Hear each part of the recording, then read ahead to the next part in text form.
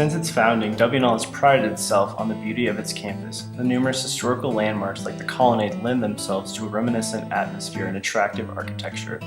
Many of these buildings are older and have become energy inefficient. Subsequently, most are in need of reconstructions or renovations of some type. Because of the building's historical importance, changes to them are often constrained.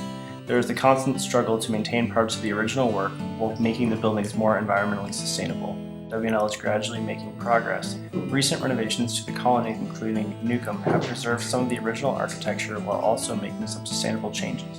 In Newcomb Hall, we also applied for and got historic tax credits. And so in order to be able to preserve that, we had to be very, very mindful of the fabric of the building and how the building was originally put together. And so many of the historic features within that building were preserved throughout the construction process. We protected the staircase, we protected the railings, we protected many of the trim items throughout the building, and the glass enclosure up on the top floor has a wood beam construction truss system that was designed to support the roof load. And these are massive beams with pegs in them, and it almost looks like the inside of a ship. And the architects, when they discovered that, stripped the walls back off of them. Before we went in, they were buried into the wall. You couldn't see them. And so we stripped all the walls back and actually built walls behind them and exposed all that structure in there. So it really tells a really neat story, and it's a good viewpoint of how we maintain the historic fabric. New buildings such as the Hillel House and Sorority House No. 6, as well as renovations to the colonnade, including Newcomb Hall, are all seeking LEED certification. All of our new construction and all of our major renovation per university policy now should come under LEED standards, and we are working. Although the Hillel House and Sorority No. 6 are LEED certified, the official LEED plaque comes at a cost, and it may be more financially feasible to build the buildings according to LEED standards while never actually being awarded the plaque. This is the case with Wilson Hall and the Commons.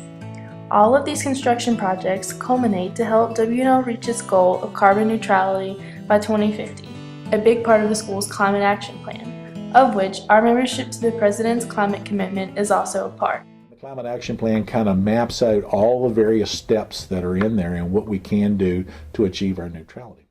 To reach the goals outlined in the plan, other steps have been taken. Things like composting, biodiesel bans, and GHG inventories have helped to reduce waste and pollution and track the university's resource and energy usage.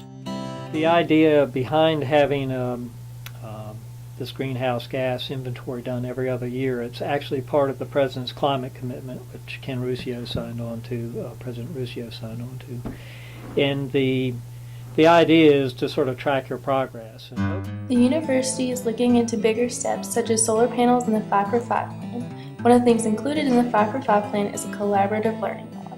On building a collaborative learning lab that will be on the roof of the library, all forms of alternative energy on that roof, so that a person who's interested in it and wants to know more about it can visit one site.